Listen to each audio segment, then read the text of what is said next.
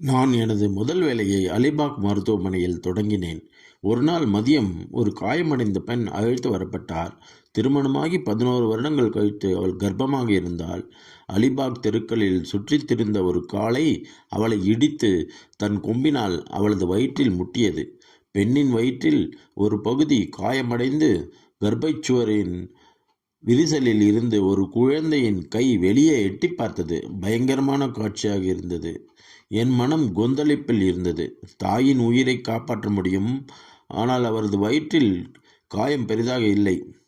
ஆனால் குழந்தையின் கையை மீண்டும் உள்ளே வைக்க முடியாததால் கர்ப்பப்பையின் சுவரை தைப்பதை நினைத்து பார்க்க முடியாததாக இருந்தது. தாயின் உயிரை காப்பாற்றுங்கள் என்பதுதான் குடும்பத்தின் ஆணை. மிக தெளிவாக இருந்தது. ஆனால் உதவி கேட்பது போல் தோன்றிய அந்த குட்டி குழந்தையின் அழைப்பை நான் எப்படி அலட்சியப்படுத்துவேன்? ஆபரேஷன் தியேட்டரில் எலும்புக்கூடு ஊழியர்கள் இருந்தனர். என்னை தவிர 2 செவிலியர்கள், ஒரு காம்பவுண்டர் மற்றும் ஒரு உதவியாளரின் வேலை கருவிகளை கருத்தடை செய்வதாகும். அவர் நடுத்தர வயதுடையவர் மற்றும் குடிப்பழக்கத்திற்கு அடிமையானவர். ஆனால் அவரது பணியில் மிகவும் நேர்மையானவர் மற்றும் மிகவும் திறமையானவர். அதற்காக முழு ஊழியர்களும் அவரை பொறுத்து கொண்டனர். ஓட்டியில் அவர் அமைதியாக நின்று நடவடிக்கைகளை கவனித்து கொண்டிருப்பதை நான் கவனித்தேன்.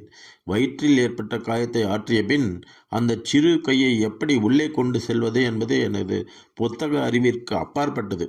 உருவாக்கியவர் கர்ப்பப்பை சுவரை எளிதில் திறக்க முடியாத அளவுக்கு வலுவாகச் செய்திருந்தார். அறுவை சிகிச்சை செய்வதை தவிர வேறு வழியே இல்லை. இந்த நேரத்தில் அமைதியாக பார்த்து கொண்டிருந்த உதவியாளர் திடீரென்று என்னிடம் வந்து, சாஹேப், கை தானாகவே திரும்புவதற்கு ஒரு வழி இருக்கிறது என்று என் காதில் கிசுகிசுத்தார். நான் அவரை உற்று பார்த்தேன். நேரம் பொன்னானது. ஏனென்று எனக்கே தெரியவில்லை.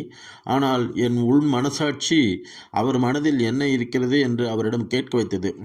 இன்ஜெக்ஷன் ஊசியை சூடாக்கி கையை தொட்டால் உடனே திரும்பி போகும் என்றார். வேறு வழி இல்லாததால் அவருடைய ஆலோசனையை ஏற்றுக்கொண்டேன். மனதுக்குள் கடவுளை வேண்டிக்கொண்டு அந்த சிறுவனிடம் 100 மன்னிப்பு கேட்டேன். நான் தைரியத்தை வரவழைத்து ஊசியை சூடாக்கி சிறிய கையை லேசாக குத்தினேன். ஒரே நேரத்தில் நடந்த அதிசயம்.